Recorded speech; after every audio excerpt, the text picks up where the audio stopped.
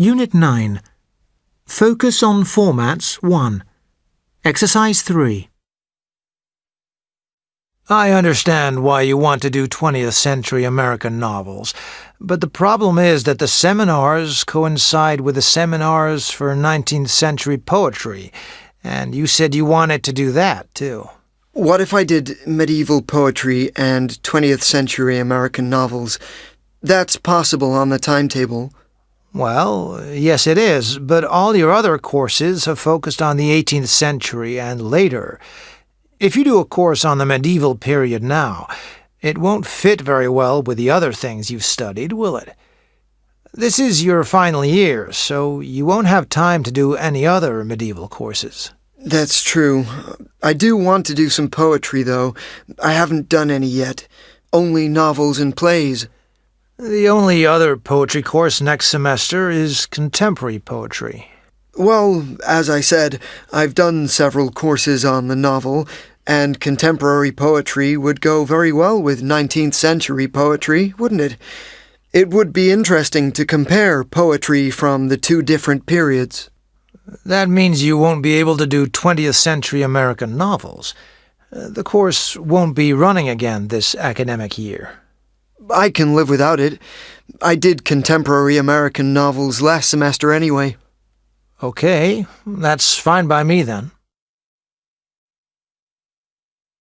Unit 9. Preparing to Answer 1.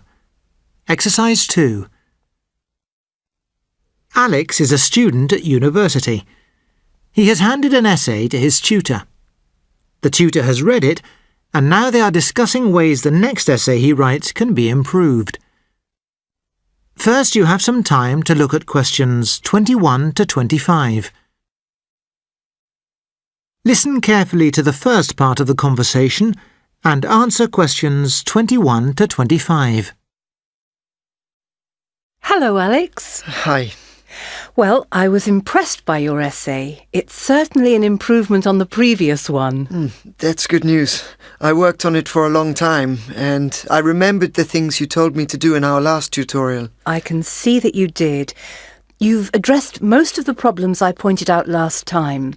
In particular, you make points clearly and then support them with evidence, as we discussed. So that aspect is all right? Definitely. But you could still do some work on the structure. All the points are good and well supported, but I didn't really sense an argument developing. It seems more a list of points. Okay, I see. As you suggested, I read some other essays and tried to use a similar technique for the structure.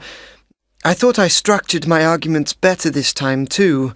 I was quite pleased with the results. Well, it's an improvement on your previous work, and this is still only the first term. I'm not expecting perfection at this stage, and there are one or two other small things you could look at. You still give your opinions in a way which is too personal. It's okay to say what you think, but it should be a supported argument, not just a sentence beginning "my opinion." You did that 3 or 4 times. So I shouldn't do that? No, not in formal academic writing. You should always write in a more impersonal style than that. Okay, I see. And there was one other thing. What was it? Oh yes, the length of the paragraphs. They're too long. In the second paragraph, for example, you make 2 main points, and it should be 2 shorter paragraphs. Okay, yes, I can see now that should be 2 paragraphs. I'll be more careful about that next time. Good. It's not a difficult thing, really. I'm sure you'll get the hang of it soon enough. Is there a maximum number of words for 1 paragraph? Interesting question. Not really, but each paragraph should have one clear aim. In some academic books, paragraphs occasionally go on for several pages, but the writer will usually be making one main point. Yes, I've read some like that. Shorter paragraphs are certainly easier to follow. Yes, indeed. And in undergraduate essays, unless there's a very good reason, a paragraph shouldn't normally be longer than 300 or 400 words.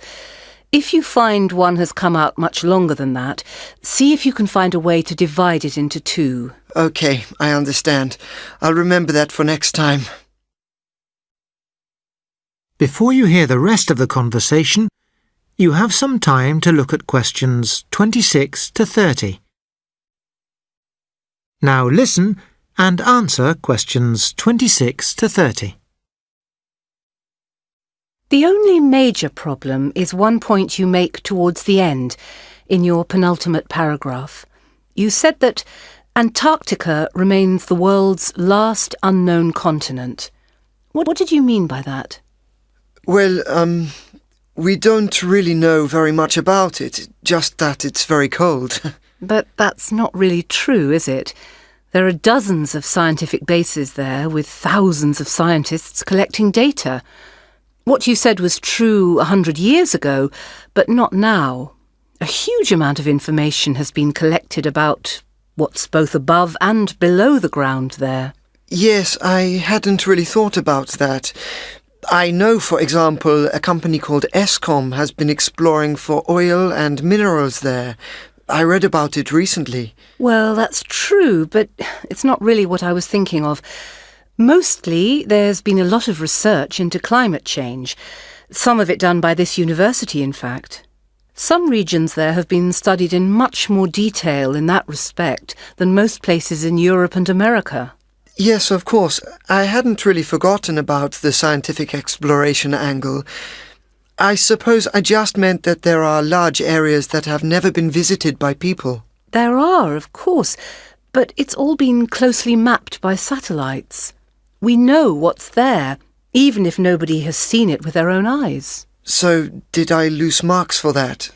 Well, to be honest, yes, a little. But don't worry too much about that one small point. In general, it's a good piece of work for a first semester. Well done. And I look forward to reading the next one. OK, thanks very much. Unit 9. Focus on Formats 2. Exercise 2. It's not only natural changes and local residents' activities affecting the water supply.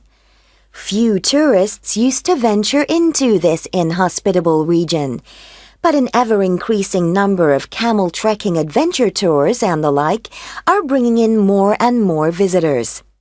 Their demand for water has put even more strain on an already fragile ecosystem. Some Western tourists use more water in 2 weeks than a Saharan resident uses in 6 months. On the positive side, visitor awareness of these issues is increasing, and there have been several successful ecotourism initiatives. Nevertheless, far too many visitors still regard the Sahara as an adventure playground and have little respect for its local people. Unit 9. Preparing to answer 2. Exercise 2. You will hear a talk by a college lecturer about an early method of printing photographs. First, you have some time to look at questions 31 to 40. Now listen carefully and answer questions 31 to 40. Good morning. My name's Alan Wood, and I'm a lecturer in graphic design and printing. I'm often asked by my students how it was possible to print photographs in books, magazines, etc. before the technological processes we have today were invented.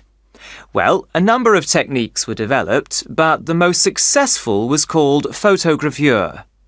We tend to think of the mass printing of photographs as something that only became possible in the late 19th century. But in fact, photogravure was developed in the 1830s by one of the pioneers of photography itself, an Englishman called Henry Fox Talbot. The original process was rather limited in what it could do, but in 1852, Talbot patented his photographic engraving technique. This technique was capable of printing good quality images of both photographs and photographs of illustrations and works of art. In fact, to begin with, it was probably more widely used for printing photos of artwork than for printing photos of people and places, because there was more commercial demand for that. Talbot's process was refined by a Czech painter called Karel Klich, and in 1878 he perfected a significantly improved version of the technique. This is Talbot-Klich process, and is still in use today for making very high-quality prints. However, it's now only practiced in a few dozen workshops around the world, and I'm sorry to say that production is in decline at the moment. So, how does the photogravure process work? Well, it's quite complicated, but I'll give you the simplified version. To begin with, you need a sheet of very smooth metal, usually copper. You then attach the photo you want to print to this metal sheet. The next stage, I don't have time to describe in detail, but it involves using acid to burn the surface of the metal. This eats into the areas covered by the darker parts of the picture more than it eats into the lighter parts. Then the acid is washed away, leaving holes in the surface of the metal. So, for example, if you were working with a picture of a zebra, the black stripes would be the deepest holes in the metal, but for the white stripes there would be no holes at all. Grey parts of the picture would be holes of varying depths. The next stage is to apply a special type of thick, oily ink to the metal plate.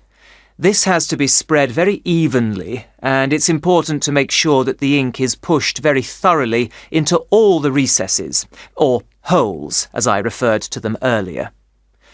When the plate is ready, a piece of paper is pressed firmly onto it. This paper must be slightly wet, so the ink goes onto the paper in a smooth way. Then the piece of paper is taken off and left to dry. If required, the metal plate can then be inked again and another copy made. In this way, one metal plate can produce many copies. One of these metal sheets won't last forever, of course. If it's used for making hundreds of copies, eventually the paper will wear away the surface of the metal and another plate will have to be made. These days, the technique is mostly used for short runs of tens of images. Of course, this process is incredibly slow in comparison with modern printing techniques, and the costs involved are large. So, why does anybody use it at all? Images made this way have a very distinctive character, quite different from images produced with modern printing techniques. The few workshops using this method today mostly use it for producing short runs of art prints, each one selling for hundreds or even thousands of dollars. Nowadays, it simply wouldn't be economical to use it for printing pages of books and magazines as it once was.